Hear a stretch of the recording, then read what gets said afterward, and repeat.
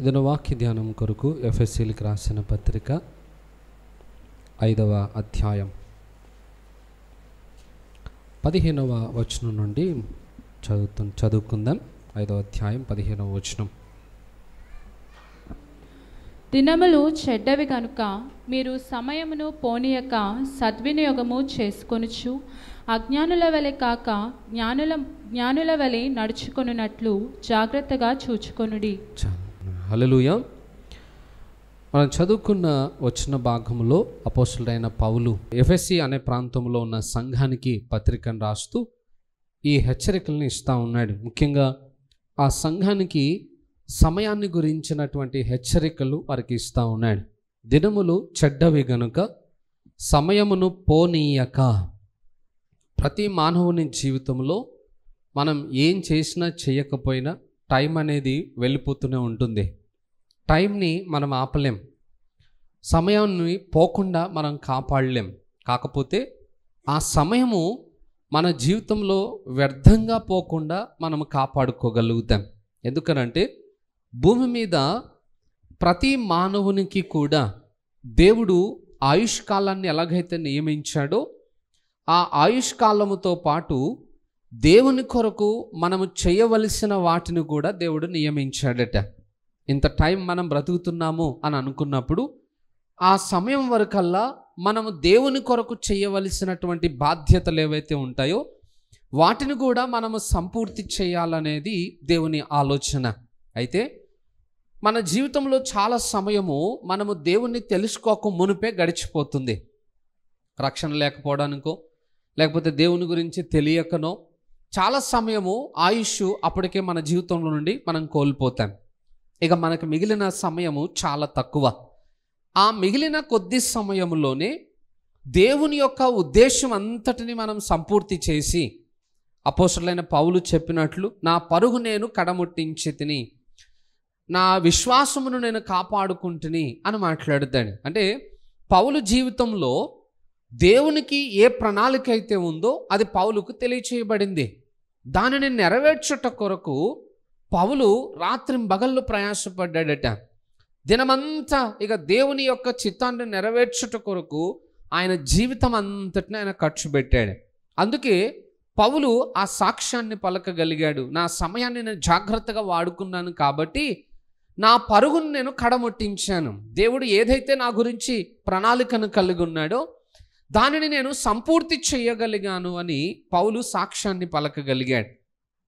ఇది పౌలుకే సాధ్యం అవుతుందా, మిగతా వారు ఎవరు దీన్ని చేయలేరా అని ఒకవేళ మనం ప్రశ్న వేసుకుంటే పౌలు కూడా మనలాంటి ఒక మానవుడే. ఆయన కూడా మనలాగే 24 గంటల సమయమే ఇవ్వబడింది. ఆయనకి కూడా మనకులాగే ఎన్నో బాధ్యతలు ఉంటాయి, ఎన్నో పనులు ఉంటాయి, ఎన్నో ఆలోచనలు ఉంటాయి. అయినా కూడా మనకున్న సమయమే పౌలుకున్నప్పటికీ కూడా మనం పలకలేనటువంటి మాటను పౌలు పలకగలిగాడు. ఇప్పటిదాకా మనం ఎవరూ చెప్పలేం నేను దేవుని పనిలో కరెక్ట్గా ఉన్నాను, దేవుడు నాకు అప్పగించిన దానిని నేను నెరవేర్చుకుంటూ వస్తున్నాను, నేను దేవుని ఉద్దేశ ప్రకారమే అడుగులు వేస్తున్నాను అనే మాట మనం అనలేం. బట్ పౌలు అనగలుగుతున్నాడు. ఎలా ఆయనకి సాధ్యమైంది అని అంటే ఎఫెసీ సంఘానికి ఏ హెచ్చరికనైతే పౌలు ఇచ్చాడో ఆ హెచ్చరిక విషయంలో మొదట తాను అనుభవమును కలిగిన వాడై ఉన్నాడు. ఆయన జాగ్రత్తగా తన టైంని వాడుకుంటూ ఇదే హెచ్చరిక ఎఫెసీ సంఘానికి అలాగే కొలసి సంఘానికి కూడా తెలియజేస్తాడు. కొలసి వాళ్ళకి కూడా సమయాన్ని గురించినటువంటి హెచ్చరికలు ఇచ్చినటువంటి వాక్య భాగాలు ఆ గ్రంథంలో ఉన్నాయి. సో ఈరోజు మన జీవితంలో కూడా ఇలాంటి హెచ్చరికల ద్వారా ఈ సంవత్సరంలో మన సమయాన్ని మనం కాపాడుకోగలిగితే అట్లీస్ట్ మిగిలిన టైంనైనా మనం దేవుని కొరకు మనం వాడుకోగలుగుతాం. భక్తుడైన దావీదు కూడా అడుగుతాడు. 39వ కీర్తనలో మాట్లాడతాడు. ఏంటనంటే నా దినముల పరిమాణము ఎంతైనది నాకు తెలుపుము అని అంటాడు. లాస్ట్ టైం ఆల్రెడీ నేను మీకు జ్ఞాపకం చేశాను ఆ విషయాన్ని కూడా. ఎందుకు దావీదు కూడా తన సమయాన్ని దేవుని దగ్గర నుండి తెలుసుకోవాలి అని ఆశిస్తున్నాడు అని అంటే దావీదు ఆలోచన కూడా ఆయన జీవితము ముగించబడే లోపల ఆయన పనులన్నీ కూడా అనగా దేవుడు ఏవైతే బాధ్యతలను అప్పగించాడో వాటిని సంపూర్తి చేయాలనేది ఆయన ఆలోచన. ఎందుకు ప్రజలంతా ఎంత భయపడుతున్నారు?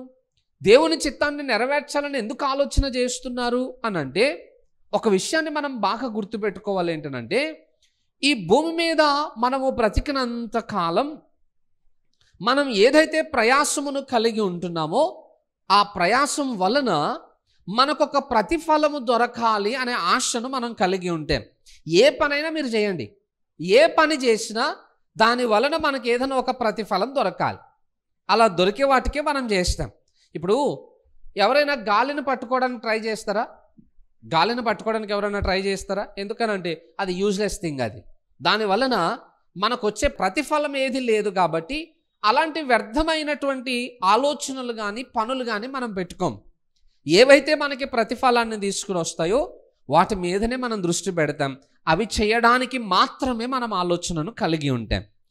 ఈరోజు పౌలు ద్వారా కూడా మన జీవితంలో అదే విధమైనటువంటి వైఖరిని కలిగి ఉండాలని దేవుడు ఆశిస్తూ ఉన్నాడు. ఎందుకంటే ఈ భూమి మీద మనకి ఏదైనా చేసిన పనికి ప్రతిఫలము పొందగలుగుతాము రేపు దేవుని రాజ్యంలో అని అంటే, అది దేవుని కొరకు మనం చేసినవి ఏవైతే ఉన్నాయో, దేవుని ఆజ్ఞ ప్రకారంగా మనము నెరవేర్చినవి ఏవైతే ఉన్నాయో వాటి వలన మాత్రమే రేపు దేవుని రాజ్యంలో ప్రతిఫలం పొందగలుగుతాం.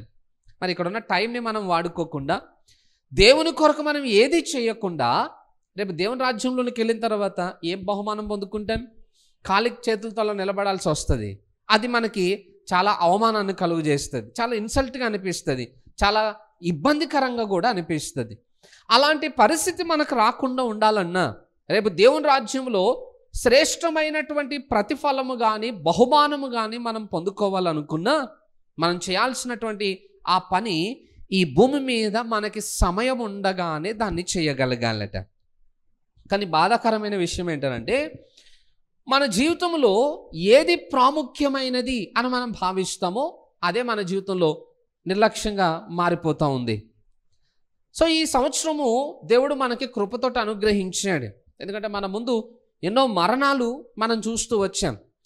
కానీ దేవుడు మనకి ఇంకొక సంవత్సరాన్ని ఇచ్చాడు అని అంటే మనం అందరం సంతోషిస్తున్నాం. ప్రభువా నీకు వందనాలు నాయనా అని. కానీ భయపడాలట. ఇంకొక సంవత్సరం నీ జీవితంలో పెరుగుతుంది అని అంటే నువ్వు భయపడాలి. ఎందుకు భయపడాల్సి వస్తుంది? ఈ సంవత్సరాన్ని ఇచ్చిన దేవుడు రేపు తీర్పు రోజున నిన్ను లెక్క కూడా అడుగుతాడు. నీకు ఒక 1 year ఎక్స్ట్రా ఇచ్చాను కదా, ఇచ్చిన ఆయుష్ కాలాన్ని నువ్వు ఏం చేశావు? నా కొరకు ఎలా వినియోగించావు? ఏ విధమైన పనులు నా కొరకు నువ్వు చేయగలిగావు? లేకపోతే ఎక్కడ దాన్ని వ్యర్థంగా వృధా చేసేసావు? ఈ విషయాలన్నిటి గురించి ఆయన మనల్ని లెక్క అడుగుతాడట. దేవుడు లెక్క అడిగితే ఆ సమయం ఎంత కఠినంగానూ భయానకంగానూ ఉంటుందో ఆలోచన చేయండి. ఏమైనా ఆన్సర్ చేస్తాం దేవుని దగ్గరికి వెళ్ళి? అబద్ధం చెప్పి తప్పించుకోవడానికి ఆయన నరుడు కాదు, సమస్తమును ఎరిగినవాడు. ఆయనను మోసం చేయలేం. ఎందుకంటే మనం చేసే ప్రతి పని కూడా దేవుడు చూస్తున్నాడు, ఆయన రికార్డ్ చేస్తున్నాడు. ఒకరోజు వృధా చేసిన సమయం అంతటిని బట్టి దేవుడు మనల్ని లెక్కలోనికి తీసుకుని వచ్చేటప్పుడు మనం చేసిన ప్రతి పొరపాటును బట్టి దేవుని ఎదుట మనం దోషులంగా నిలబడాల్సిన పరిస్థితులు వస్తాయి. ఆ సమస్య రాకుండా ఉండాలనంటే ఈ సంవత్సరము మనకిచ్చిన ఆయుష్ కాలాన్ని మనం వాడుకోవాలి. అయితే మనకు కూడా ఒక కొత్త సంవత్సరంలోనికి రాగానే చాలా ప్లాన్స్ మనకుంటాయి, ఏదో చేయాలనుకుంటాం. గుర్తుపెట్టుకోండి, మనం చాలా శాతము ఏదో చెయ్యాలి అని అనుకున్న దగ్గరనే స్ట్రక్ అయిపోతున్నాం. ఈ ఎండ్ ఆఫ్ ద డే మనం చూసామనుకోండి, ఉదయం అనుకుంటాం ఈరోజు అది చేయాలి, ఇది చేయాలి, అలా చేద్దాం, ఇలా చేద్దాం అని అనుకుంటాం. సాయంత్రానికి వచ్చేటప్పటికి ఈ దినమంతట్లో ఏం చేశామా అని వెనకకి తిరిగి ఆలోచన చేస్తే చేసింది ఏముండదు, వృధా అయిపోయినట్టే కనపడుతుంది. ఎందుకనంటే చెయ్యాలి అన్న ఆలోచనతోటే మన దినమంతా గడిచిపోయి వెళ్ళిపోతుందే తప్ప చేయడానికి మనం ప్రయత్నాన్ని ఆరంభించట్లేదు. ఆరంభం లేకుండా పనిని కొనసాగించే ఛాన్సెస్ లేవు, రిజల్ట్ చూడలేం. కాబట్టి ఈ సంవత్సరంలో మనం అనుకున్న ప్రతి పనిని నెరవేర్చడానికి కొన్ని మార్పులు మన జీవితంలో మనం చేసుకోగలగాలి. సహజంగా ఇప్పుడున్న పరిస్థితిని బట్టి మనం ఆలోచన చేస్తే మనకు ఎలా ఉంటుందని అంటే, 24 గంటలు టైం నాకు సరిపోవట్లేదు, దేవుడు 48 గంటలు పెట్టుంటే ఒక రోజుకి బాగుండేది కదా అని అనిపిస్తుంది. చాలాసార్లు నాకు కూడా ఉండే ఆలోచన. ఎందుకంటే కొన్ని పనులు ఎక్కువైనప్పుడు ఆ పనుల్ని నేను డే అంతట్లో నెరవేర్చలేకపోయినప్పుడు అనిపించేది అనమాట. దేవుడు 24 గంటలు కదా 48 పెట్టుంటే బాగుండేది కదా, రోజుకి ఇంకెక్కువ టైం దొరికేది, ఎక్కువగా సమయం ఉంటే పనులు కూడా పూర్తి చేయగలిగే అవకాశాలు ఉంటాయి కదా అని అనిపించింది. కానీ ఆ తర్వాత నేను నా లైఫ్లో చేంజ్ చేసుకున్నటువంటి కొన్ని విషయాలను బట్టి 24 గంటలు కూడా ఎక్కువే ఒక మనిషి తాను అనుకున్నది చేయడానికి అనే ఆలోచన పుట్టింది. ఎందుకు అనంటే ప్రతిదానికి కూడా సమయ పాలన అనేది చాలా ప్రాముఖ్యమట. నీ లైఫ్లో నువ్వు సక్సెస్ అవ్వాలి అని అనుకుంటే ఆ సక్సెస్ అవ్వడానికి చాలా రీజన్స్ ఉంటాయి. బట్ ఆ రీజన్స్లో ఒకటి టైం మేనేజ్మెంట్ అని అంటాం. సమయ పాలన అనేది మన జీవితంలో మనం చేయగలిగితే మన లైఫ్లో మనం అనుకున్న దాంట్లో మనం సక్సెస్ అవ్వగలుగుతాం.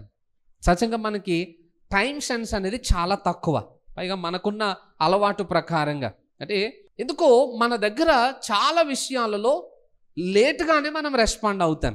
ప్రతి దాంట్లో కూడా టైంని మనం అస్సలు మేనేజ్ అయ్యాం, టైంని అస్సలు మనం ఫాలో కాం. అదే మన జీవితంలో మనము అన్ని విషయాల్లో ఫెయిల్ అయిపోవడానికి ఒక కారణం. ఈ సంవత్సరంలో కనుక దానిని మనం సరిదిద్దుకోగలిగితే చాలా కొత్త మార్పులు, కొత్త విజయములు మన జీవితంలో మనం చూడగలుగుతాం. సో దాని కొరకు మనం ఏం చేయాలనంటే మన టైంని ఒక ప్లానింగ్ ప్రకారంగా వాడడం నేర్చుకోవాలట. నేను మినిస్ట్రీకి వెళ్ళిన కొత్తలో, బైబిల్ ట్రైనింగ్ చేస్తున్న కొత్తలో మాకు నేర్పించినటువంటి విషయాల్లో ఇది కూడా ఒకటి.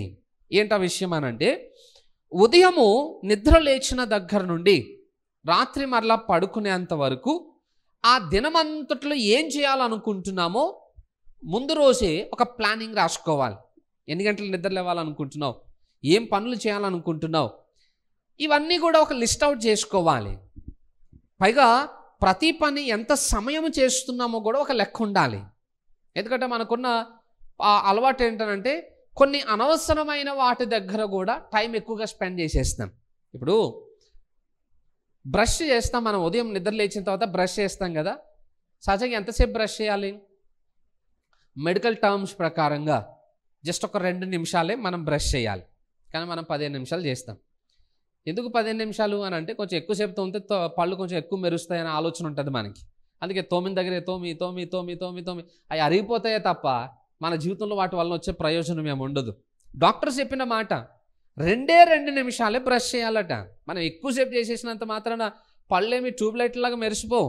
బాగా తోమేస్తే పళ్ళు అంత బాగా మెరుస్తాయి, చూసే వాళ్ళకి బాగుంటుంది, ఇబ్బందికరంగా ఉండదు అనుకుంటే నేను అంటాను, మీరు ఎంత తోమినా ఎంత ప్రయత్నాలు చేసినా అవేవి షైన్ అయిపోవు, దానివల్ల వచ్చే లాభం ఏం లేదు, పైగా అరిగిపోయే అవకాశాలు కూడా ఉన్నాయట.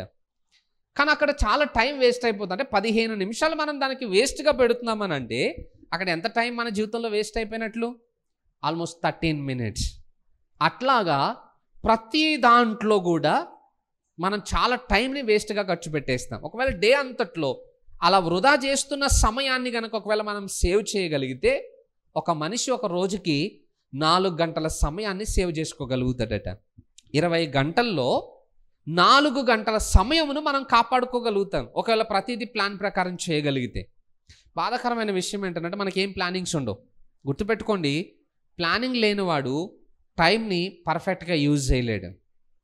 రేపు మనకి ప్రయాణం ఉంది అని అనుకున్నాం అనుకోండి, పొద్దున్నే ఉదయం 5 గంటలకి ట్రైన్ అందుకోవాలనుకున్నప్పుడు ముందు రోజు నుండే మనకు అన్ని ప్లానింగ్స్ ఉంటాయి. బట్టలు ఎప్పుడు సర్దుకోవాలి, ఏమేమి సర్దుకోవాలి, ఎన్ని గంటలకు నిద్ర లేవాలి, ఎన్ని గంటలకి తయారు కావాలి, ఎన్ని గంటలకు నేను ఇంటి దగ్గర నుండి బయలుదేరితే నేను ట్రైన్కి అందుకోగలుగుతాను.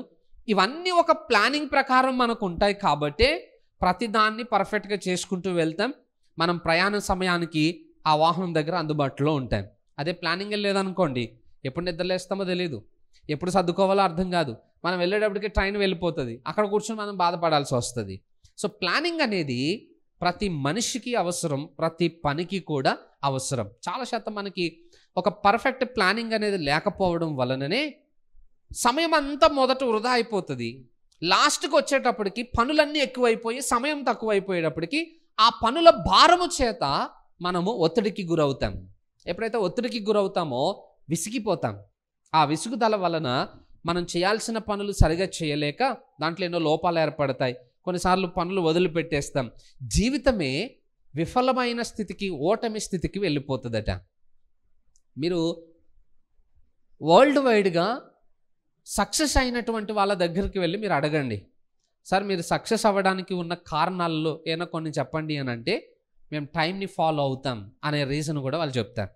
ప్రతి దాంట్లో వాళ్ళు టైంని పర్ఫెక్ట్గా మేనేజ్ చేస్తున్నారు కాబట్టి వాళ్ళు సక్సెస్ అవ్వగలిగారు. మనం మేనేజ్ చేయలేకపోతున్నాం కాబట్టి ఆ సక్సెస్ అయిన వాళ్ళ స్టోరీస్ చదువుకుని తృప్తి పడుతున్నామే తప్ప మనం కూడా ఒక సక్సెస్ఫుల్ పర్సన్గా ఉండి ఇంకొకరికి మనం మాదిరికరంగా అంటే ఒక మోడల్ రోల్గా మన జీవితాన్ని మనం కాపాడుకోలేకపోతూ ఉన్నాం. సో నా పర్సనల్ అడ్వైజ్ ఏంటంటే, ఇప్పటిదాకా మీరు ఎలా పనులు చేశారో నాకు తెలియదు, బట్ ఒకవేళ మీకు నిజంగా ఈ సంవత్సరం టైంని సేవ్ చేసుకుని ఆ సమయాన్ని దేవుని కొరకు వాడాలి అనే ఆలోచన మీకుంటే మీరు ఇంటికి వెళ్ళిన తర్వాత ఒక పని చేయండి. రేపు ఉదయము ఎన్ని గంటలు నిద్ర లేవాలనుకుంటున్నారు అనే దగ్గర నుండి ఆ దినమంతట్లో ఏం చేయాలనుకుంటున్నారో ఒక పేపర్ మీద రాసుకునే ప్రయత్నం చేయండి. రేపు ఏం పనులు ఉన్నాయి, ఎన్ని గంటలకు డ్యూటీకి వెళ్ళాలి, ఎన్ని గంటలకి నిద్ర లేవాలి, ఏ పనులు చేసుకోవాలి, ఒక లిస్ట్ అవుట్ చేయండి పేపర్ మీద. ఆ రాసుకున్న ప్రకారంగా రేపు ఒక్కరోజు వాటిని నెరవేర్చే ప్రయత్నాన్ని కూడా చేయండి. నేను అంటున్నాను, మీ పనులన్నీ అయిపోయిన తర్వాత కూడా మీకు టైం మిగిలిపోతుంది. ఆ టైంని మీరు ఎలా వాడాలో కూడా మీకు అర్థం కాదు. ఎందుకంటే అంత టైం మన జీవితంలో మిగిలిపోతుంది. మనకున్న ఒక బ్యాడ్ థింగ్ ఏంటో తెలుసా, దేవుని కొరకు మనం ఏదైనా చేయాలని అనుకుని సమయాన్ని వాడుకోవాలనే ఆలోచన మనకు వచ్చినప్పుడే మనల్ని డిస్టర్బ్ చేయాలనే ఆలోచన సాతానుకు కూడా వస్తుందట. ఎందుకనంటే మనం దేవుని కొరకు ఏదైనా చేసి సక్సెస్ అవుతామనంటే సాతానికి నచ్చదు. సో దేవుడు ఎప్పుడైతే మనల్ని టైం వాడుకోమని హెచ్చరికనిస్తాడో అప్పుడు మనం ప్లాన్ చేసుకుంటాం. మనం ప్లాన్ చేసుకునేటప్పుడే మనల్ని ఆటంకపరచటానికి సాతాను కూడా మన జీవితంలో ప్లాన్ చేయడం స్టార్ట్ చేస్తాడట. అలా వాడు ప్లాన్ చేసుకుని మనల్ని డిస్టర్బ్ చేయడానికి వాడు చేసే ప్రయత్నాలు ఏంటో తెలుసా, ఫస్ట్ మనల్ని లేజీ చేసేస్తాడు, సోమరులుగా మార్చేస్తాడు. నిజంగా చాలాసార్లు మన జీవితంలో చూసే ఉంటాం. ఏంటనంటే పొద్దున్నే నిద్ర లేవాలి, 6 గంటలకు అలారం పెట్టుకున్నాం. అలారం టైం ప్రకారం మోగుతుంది కానీ మనం నిద్ర లేవగలుగుతామా 6 గంటలకి? లేగం. ఎందుకంటే మనం నెక్స్ట్ డే గురించి ప్లాన్ చేస్తే సాతాను ముందు రోజు నుండే మన జీవితంలో ప్లాన్ స్టార్ట్ చేస్తాడు.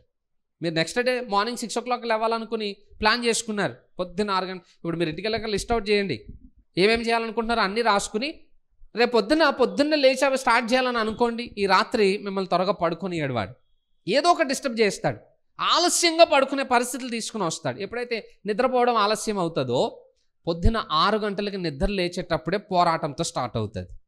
6 గంటలకు నిద్ర లేస్తాం, శరీరం సహకరించదు, ఇక కాసేపు పడుకోలే అని అనిపిస్తుంది.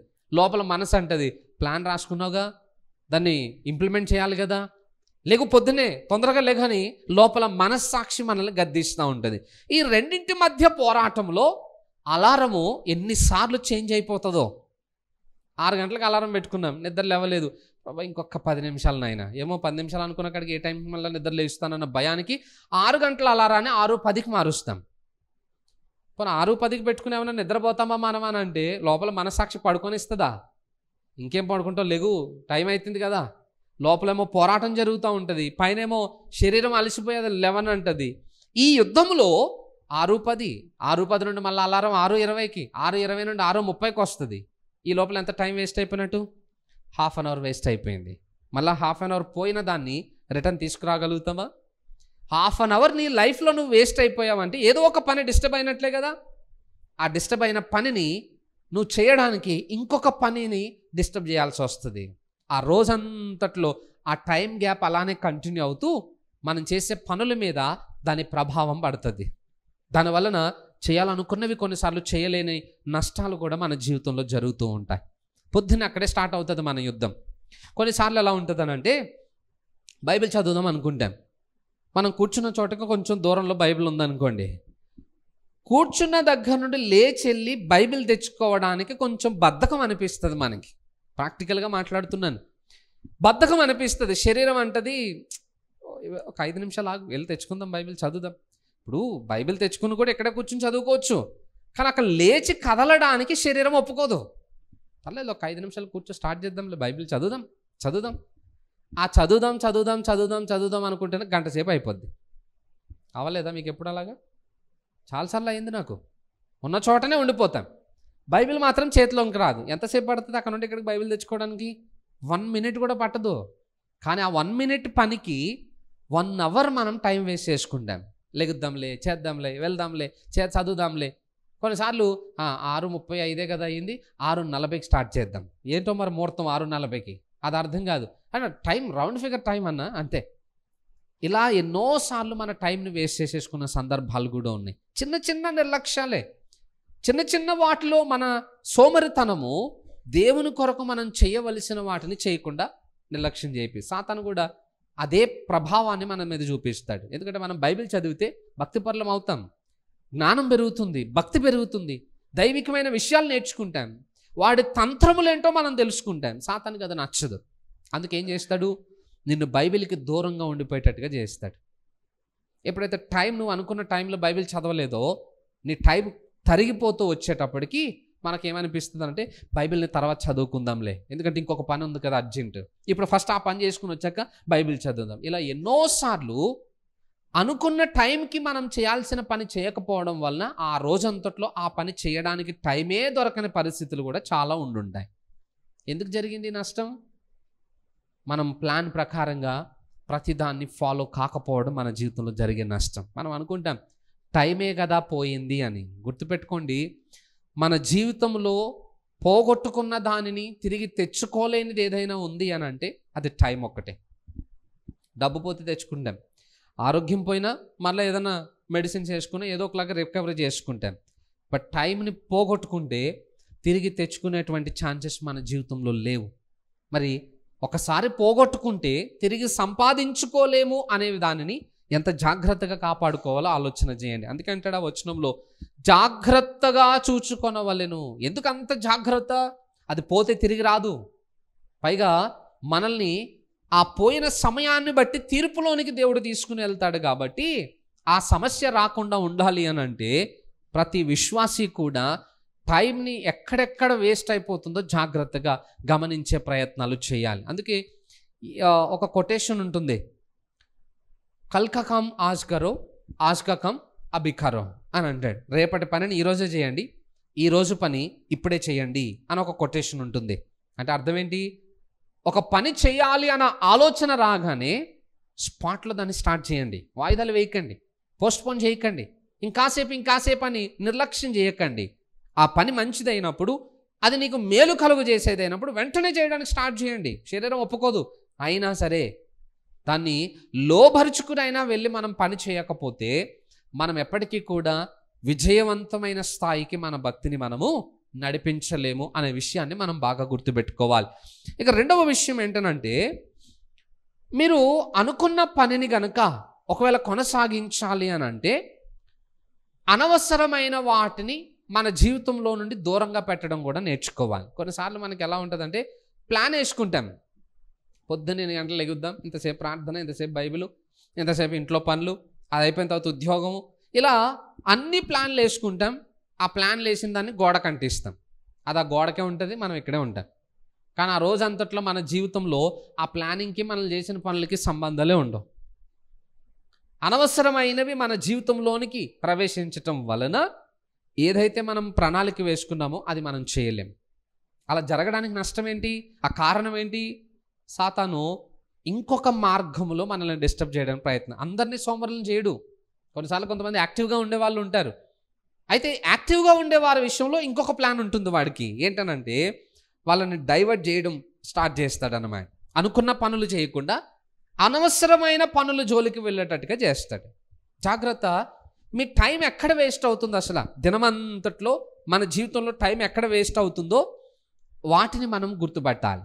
అనవసరమైనవి మన జీవితంలో రానివ్వకుండా మనం జాగ్రత్తలు తీసుకోవాలి. మన టైం ఎక్కువగా వేస్ట్గా పోయేది ఎక్కడానంటే అతి నిద్ర.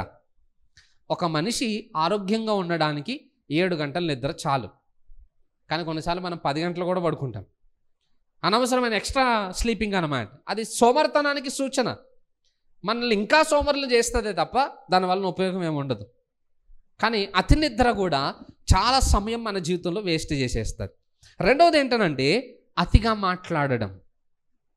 అతిగా మాట్లాడడం కూడా మనకున్న ఒక అలవాటు. ఒక చోట ఎక్కడైనా కూర్చున్నాం అనుకోండి, మాట్లాడుతూనే ఉంటాం. గుర్తుపెట్టుకోండి, నిద్రపోవద్దు అని అనట్లేదు, ఎంత అవసరమో అంతనే నిద్రపోవాలి. మాట్లాడొద్దు అంటలేదు, ఎంత అవసరమో అంతవరకే మాట్లాడాలి. ఎందుకంటే బైబిల్లో రాయబడింది, విస్తారమైన మాటలలో దోషం ఉండక మానదు. అవసరానికి మించి ఏది చేసినా అది నష్టాన్ని చేకూరుస్తుందట. మాటలు అవసరం, అందరితో సహవాసం కలిగి ఉండాలి, అందరినీ మనము పలకరించాలి. కాబట్టి ఎంతవరకు అవసరమో అంతవరకే మాట్లాడాలి. ఎందుకంటే వాక్యంలో రాయబడింది, ముసలమ్మ ముచ్చట్లు మనకి తగినవి కావు, వాటికి దూరంగా ఉండాలని తిమోతికి పౌలు హెచ్చరిక చేస్తాడు. మాట్లాడండి, బట్ దానికి ఒక టైం లిమిట్ పెట్టుకోండి. ఇది కూడా కొన్నిసార్లు ఇక ఒక చోట మాట్లాడడానికి కూర్చున్నామనంటే ఇంకా ఆ టాపిక్ ఎక్కడికి వెళ్ళిపోతుందో ఎంతసేపు పట్టేస్తుందో మనకు తెలియదు. ఆ డిస్టర్బెన్స్ వలన చాలా టైం వృధా అయిపోతుంది. ఆ వృధా అయిపోయిన టైంని ఇంకొక పని నిర్లక్ష్యం చేసేటట్టు చేస్తుంది. పోయిన టైంని తీసుకురాలేం, చేయాల్సిన పనిని చేయలేం. అక్కడ కూడా మన లైఫ్లో మనం ఫెయిల్యూర్ అయిపోతూ ఉన్నాం. సో మనకి అతి నిద్ర, అతిగా మాట్లాడడం, ఇవి కూడా మన జీవితంలో మార్చుకోవాలి. నెక్స్ట్ ఇంకొకటి ఏంటంటే, ఏవైతే మన జీవితంలో టైంని వేస్ట్ చేస్తున్నాయో వాటికి దూరంగా ఉండాలి. మన జీవితంలో మేజర్గా మనకి టైంని వేస్ట్ చేసేది ఏదైనా ఉందనంటే అది ఫోన్ ఒకటే, అంతే కదా. ఒక్కసారి మన చేతిలోకి ఫోన్ వచ్చిందనంటే అంత తొందరగా మన చేతిలోంచి బయటికి వెళ్ళదు. అది దానికి ఇన్ టైమే, అవుట్ టైం ఉండదట. ఎప్పుడు వెళ్తుందో మన చేతిలోకి తెలియదు. నేను అడుగుతున్నాను ఇక్కడ ఉన్న వాళ్ళని, 10 నిమిషాల్లో ఫోన్ యూజ్ చేసి పక్కన పెట్టేసిన వాళ్ళు ఎవరైనా ఉన్నారు ఇక్కడ? జస్ట్ 10 మినిట్స్లో. ఫస్ట్ అనుకుంటాం 10 మినిట్సే అని అనుకుంటాం. మా పాప అంటది, డాడీ వీడియో చూస్తాను యూట్యూబ్లో అని. 10 మినిట్స్ అని చెప్తాం మేము. 10 మినిట్సే. ఒకరోజు ఇవ్వదు, రెండో రోజు బెదిరిస్తాం. 10 మినిట్స్ అంటావు కానీ నువ్వు ఇవ్వవు, నేను ఇవ్వను ఫోన్ అన్నాను అనుకోండి. లేదు డాడీ అలారం పెట్టుకోను, టైం 10 మినిట్సే ఖచ్చితంగా చూడు. 10 మినిట్స్ ఇవ్వకపోతే రేపు ఇయ్యక, ఇంకా మళ్ళీ రేపటి రోజు రేపే. ఈరోజు ఫోన్ దొరకడానికి ఆ మాటలు మాట్లాడదు. సరే ఇచ్చామనుకుందాం, 10 మినిట్స్ అయిపోయిన తర్వాత ఇస్తుందని చూస్తే ఇవ్వదు. ఇంకొక వీడియో డాడీ, ఇది అయిపోతుంది. అదేమో 40 నిమిషాలు ఉంటుంది, నేను చెప్పింది 10 నిమిషాల వీడియో. అప్పుడు అది అయిపోతే కానీ ఇవ్వనంటది. పిల్లల మనస్తత్వం అలా ఉంటుంది. ఎందుకనంటే ఆ ఫోన్ అడిక్షన్ అనేది అంత పెద్దది. వాళ్ళని ఆ 10 నిమిషాల ప్రకారం టైం మేనేజ్మెంట్ చేయడానికి మనం చాలా తిప్పలు పడాలి. సరే పిల్లలు కాబట్టి నడుస్తుంది, బట్ మనం కూడా అదే బానిసత్వంలో ఉన్నాగా. మన చేతిలోకి ఫోన్ వచ్చినా గంటల తరబడి వెళ్ళిపోతూనే ఉంటుంది టైం. అసలు వెళ్ళిపోయినట్టు కూడా తెలియదు మనకి. ఎప్పుడన్నా అనిపించిందా? ఫోన్ చూసేటప్పుడు ఎప్పుడన్నా గడియారం వంక చూసారా మీరు? ఫోన్ చూసేటప్పుడు ఎప్పుడన్నా గడియారం వంక చూసారా? చూడం మనం. ఎందుకనంటే ఫోన్లో దూరిపోయాక ఇంకా గడియారం ఎక్కడ కనపడుతుంది మనకి? అసలు ఏంటంటే ఫోన్లోనే టైం ఉంటుంది, అయినా టైం మనం చూడం మనం. అలా ఉంటుంది అన్నమాట మన బానిసత్వం. అవి కూడా మన సమయాన్ని వృధా చేసే వాటిలో ప్రాముఖ్యమైనవి. సో అతి నిద్రను విడిచిపెట్టండి, అతిగా మాట్లాడడాన్ని విడిచిపెట్టండి, అతిగా ఏ వస్తువునైనా వాడడం కూడా విడిచిపెట్టండి. ముఖ్యంగా మీ సమయాన్ని వృధా చేసే వస్తువుల గురించి నేను చెప్తున్నాను. ఇలాంటి వాటన్నిటికీ మనం దూరం జరగకపోతే దినమంతట్లో మనం అనుకున్నది ఏది కూడా మనము చేయలేం. ప్లానింగ్స్ అన్నీ గోడకుంటాయి, మన జీవితం మాత్రం పోయిన సంవత్సరంలో ఎలాగుందో ఈ సంవత్సరంలో కూడా అలాగే ఉంటుంది. కానీ ఈ సంవత్సరంలో మనం మారాలనుకుంటున్నాం కాబట్టి ఆ ప్లానింగ్ అనేది మన జీవితంలో ఇంప్లిమెంట్ చేసే ప్రయత్నాన్ని మనం కొనసాగించగలగాలి. ఇంకొక విషయం, ప్లానింగ్ వేసుకోగానే పండగ కాదు అది. ఆ ప్లానింగ్ని చెయ్యాలనే పట్టుదల కూడా మన జీవితంలో ఉండాలి. ఆశ లేకపోతే ఏది చేయలేం. ఒక సామెత ఉంటుంది, గుర్రానట బలవంతంగా చెరువు దగ్గరికి లాక్కెళ్ళగలుగుతాం కానీ నీళ్లు తాగిపించలేమట. దానికి మనసు లేకపోతే అది ఎక్కడ తాగుతుంది? అలాగే ప్లానింగ్ వేసుకోవడం గొప్ప కాదు, వేసుకున్న ప్లానింగ్ని నెరవేర్చాలనే పట్టుదల మన జీవితంలో ఉంటే ఎన్ని ఆటంకాలు మన జీవితంలో ఎదురైనా వాటన్నిటిని మనము కొనసాగించగలుగుతాం. ఈరోజు మనకి పట్టుదల లేకపోతే, దేవుని కొరకు ఏదైనా చేయాలనే ఆశ లేకపోతే మనం ఎప్పటికీ దేవుని కొరకు ఏది చేయడానికి సాధ్యము కాదు. అప్పుడు ఈ సంవత్సరం కూడా మన జీవితంలో గాలి కొట్టుకుని పోయినట్టు అయిపోతుంది అనమాట. సో ఆ పరిస్థితి రాకుండా ఉండాలంటే ఏవేవి మన సమయాన్ని వృధా చేస్తున్నాయో వాటికి కాస్త దూరంగా ఉండే ప్రయత్నం మనం చేయాలి. ఇక రెండవ విషయం ఏంటనంటే, మనము దినమంతట్లో చాలా పనులు పెట్టుకుంటాం, బట్ ఏ పని పెట్టుకున్నా తెలివిగా పెట్టుకునే ప్రయత్నం చేయండి. స్మార్ట్ గోల్స్ అని అంటాం, దాంట్లో 5 విషయాలు ఉంటాయి. ఏంటి 5 విషయాలు అని అంటే, మొదటగా స్పెసిఫిక్గా పెట్టుకోవాలి. ఏ గోల్ మనం పెట్టుకున్నా దినమంతట్లో ఇది సాధించాలి అని మనం ఏదైనా పెట్టుకున్నప్పుడు స్పెసిఫిక్గా పెట్టుకోండి, ప్రత్యేకంగా దాన్నే పెట్టుకోండి. ఇక ఆ టైంని ఇక దాని కొరకే కేటాయించాలి. మనకి ఏంటంటే 100 పనులు పెట్టుకుంటాం, ఆ 100లో ఏది చేయకుండా వదిలేస్తాం. అది చేద్దామనేది, ఇది చేద్దామనేది, అది అనుకునేది, ఇది అనుకునేది, మొత్తం అన్ని కలిపి వదిలేస్తాం. ఏమి చేయకుండా ఖాళీ కూర్చుంటాం. అట్లా వద్దు. ఏదైనా ఒకటి అనుకున్నామంటే స్పెసిఫిక్గా దాని మీదనే ఉండాలి ఆ టైం అంతా కూడా. అప్పుడు అనుకున్న దానిని మనం సాధించగలుగుతాం. నెక్స్ట్ రెండోది ఏంటనంటే, ప్రతి పనికి కూడా టైం లిమిట్ పెట్టండి, వర్క్ లిమిట్ కూడా పెట్టండి. ఫర్ ఎగ్జాంపుల్, ఇప్పుడు బైబిల్ చదవాలనుకున్నారు. కొంతమందికి బైబిల్ చదవడం అంటే ఇష్టం. ఇంకా పొద్దున్న టైం దొరికినప్పుడల్లా బైబిలే చదువుతారు. నేను అంటున్నాను అది తప్పు. బైబిల్ చదవడం అవసరమే, బైబిల్తో పాటు ప్రార్థనా జీవితాన్ని కాపాడుకోవడం కూడా అవసరమే. ఈ రెండింటితో పాటు ఫ్యామిలీతో టైం స్పెండ్ చేయడం కూడా చాలా ప్రాముఖ్యం. ఇంట్లో పిల్లలు ఉన్నారా, కాసేపు వాళ్ళతో టైం స్పెండ్ చేయండి. భార్యాభర్తలు కాసేపు కూర్చుని వారి ఇంటి పరిస్థితులను గురించి మాట్లాడుకునే సమయం ఉంటుంది. ఆ సమయాన్ని కూడా కేటాయించాలి. వీటితో పాటు నీకు సంబంధించిన వారితో కూడా నువ్వు టైం స్పెండ్ చేయాలి. నీకు బైబిలే చదువుకుంటాను, భక్తిపరుడుగానే ఉంటాను, నాకు ఎవరితో సంబంధం లేదని స్నేహితులు, బంధువులు, కుటుంబీకులు అందరితో దూరంగా వెళ్ళిపోయామనుకోండి, ఆ లైఫ్ కూడా వేస్ట్ అయిపోతుంది. అట్లా ఉండొద్దు. మరలా కొన్నిసార్లు ఇంకా పనిలో ఉన్నామనంటే ఇక జీవితం అంతా పని కొరకే అన్నట్టు ఉంటుంది, ఇంకేం పట్టించుకోము. ఇక అది కూడా తప్పే. అందుకే అంటున్నాను, ప్రతి పనికి కూడా ఒక లిమిటేషన్ అనేది ఉండాలి. ఎన్ని గంటలు డ్యూటీ చేయాలనుకుంటున్నావు, ఎంతసేపు బైబిల్ చదవాలనుకుంటున్నావు, ఎంతసేపు ప్రార్థన చేయాలనుకుంటున్నావు, ఎంతసేపు నీ తోటి వారితో టైం స్పెండ్ చేయాలనుకుంటున్నావు. స్నేహితులను కలవడానికని వెళ్తాం, డ్యూటీ అయిపోయిన తర్వాత 7 గంటలకు వెళ్ళి ఇప్పుడే వెళ్ళి అలా మా వాళ్ళని కలిసేసి వస్తాను అంటాం. వెళ్ళి వెంటనే వస్తామా? వెళితే రాత్రి 10 అవుతుందో 11 అవుతుందో. టైం అంతా అక్కడ వృధాగా గడిచిపోయినట్లే కదా. దానివల్ల మిగతా ఎన్నో పనులు పెండింగ్లోకి వెళ్ళిపోయినట్లే కదా. సో అందుకే ప్రతి పనికి ఒక లిమిట్ పెట్టండి, ఆ పనికి సంబంధించిన సమయానికి కూడా ఒక లిమిటేషన్ పెట్టండి. కొలత ప్రకారం ప్రతిదీ చేయాలట. అలా చేయకపోతే జీవితంలో చాలా ఇబ్బందులు మనం ఎదుర్కోవాల్సి వస్తుంది. నెక్స్ట్ మూడోది, ఏవైతే మనం చేయగలుగుతామో వాటినే గురిగా పెట్టుకోండి. మనం చేయలేని వాటి జోలికి వెళ్ళకండి. దేవుడు నీకు ఎంత సామర్థ్యం ఇచ్చాడో దాని కొరకు నువ్వు ఆలోచన చేయాలి. కొన్నిసార్లు మనం శక్తికి మించిన భారం పెట్టేసుకుంటాం. ఇప్పుడు ఒకసారి నాకు ఒక ఆలోచన వచ్చింది. ఏందనంటే, బైబిల్ని 1 నెల రోజుల్లో కంప్లీట్ చేయాలి. అలా నెలకి ఒకసారి బైబిల్ పూర్తి చేయాలంటే రోజుకి 40 అధ్యాయాలు చదవాలి. 3 అధ్యాయాలు చదవడానికి 3 చెరువులు నీళ్ళు తాగుతాం మనం. ఇక 40 అధ్యాయాలు అంటే మామూలు విషయమా? అనుకున్నా, ఒక నెల చేశాను, అవ్వలేదు, సాధ్యం కాలేదు. ఎందుకనంటే దాని వలన మిగతా పనులన్నీ పెండింగ్ అయిపోతూ ఉన్నాయి, భారం అయిపోతూ ఉంది, ఒత్తిడికి గురవుతూ ఉన్నాం. అది కరెక్ట్ కాదు, మనకి సెట్ కాదు.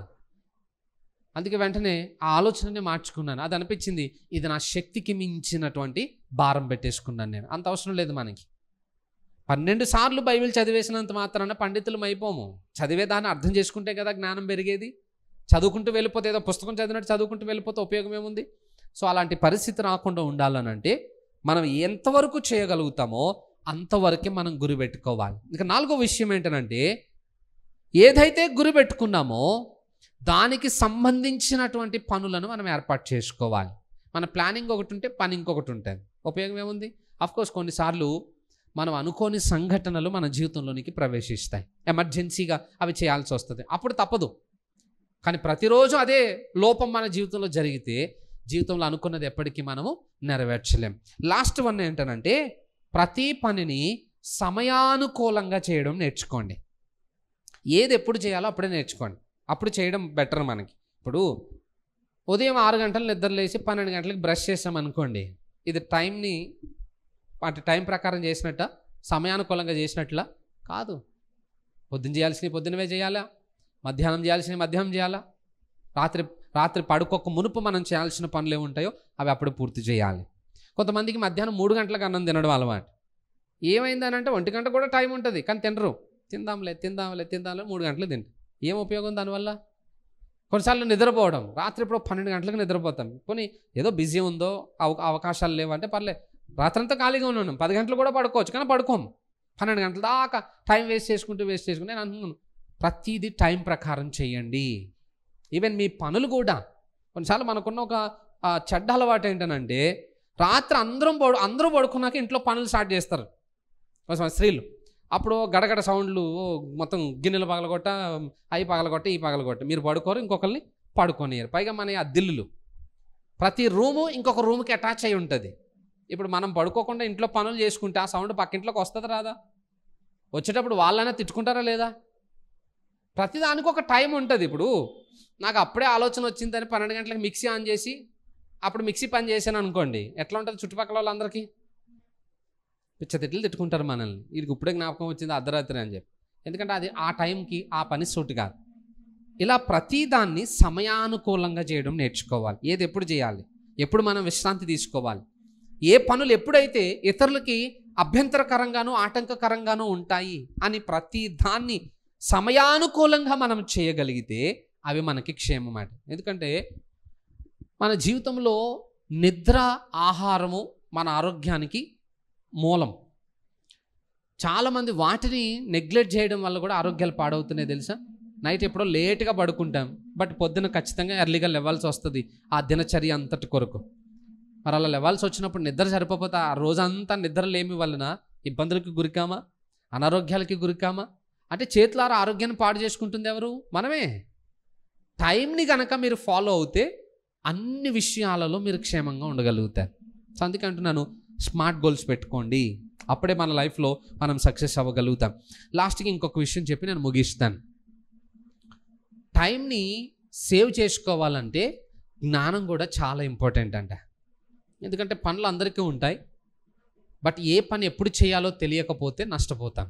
కొన్ని అనవసరమైనవి ముందు చేస్తాం, అవసరమైన వాటికి టైం దొరకదు. అందుకు ఒక భక్తుడు ఏమంటాడనంటే, ప్రతి దినం అంతట్లో కూడా మనం కలిగి ఉన్న పనులన్నింటినీ సెగ్రిగేట్ చేయాలట, సెపరేట్ చేయాలి. ఎట్లా సెపరేట్ చేయాలి అని అంటే, కొన్ని ముఖ్యమైనవి ఉంటాయి, అత్యవసరమైనవి ఉంటాయి. ఒక పని ఉందనుకోండి, అది ముఖ్యమైనది పైగా అత్యవసరమైనది. ఫస్ట్ ఆ పనులన్నిటికీ టైంని కేటాయించాలట. మనకున్న ఒక దినపు ఆయుష్ కాలాన్ని మొదట ముఖ్యమైనవి, అత్యవసరమైనవి ఉన్నాయో, అంటే ఇంపార్టెంట్ అండ్ ఎమర్జెన్సీ, ఈ రెండు ఏవైతే ఉన్నాయో ఫస్ట్ వాటికి మనం టైం కేటాయించాలి. ఫస్ట్ ఆ బెస్ట్ అన్నీ చేసుకుంటూ వెళ్ళిపోవాలి. నెక్స్ట్ ఏంటనంటే, కొన్ని ఇంపార్టెంట్ ఉంటాయి బట్ నాట్ ఎమర్జెన్సీ. అట్లాంటి వాటిని ఏం చేయాలంటే, ఎప్పుడు చేయాలో ఒక ప్లాన్ వేసుకోవాలి. ఇది ఇప్పుడు ఎంత ఎమర్జెన్సీ కాదు, ఇంపార్టెంటే బట్ నాట్ ఎమర్జెన్సీ. సో దీన్ని తర్వాత కూడా చేయవచ్చు, కాబట్టి దాన్ని నెక్స్ట్ చేయడానికి ప్లాన్ చేసుకుని పెట్టుకోవాలట.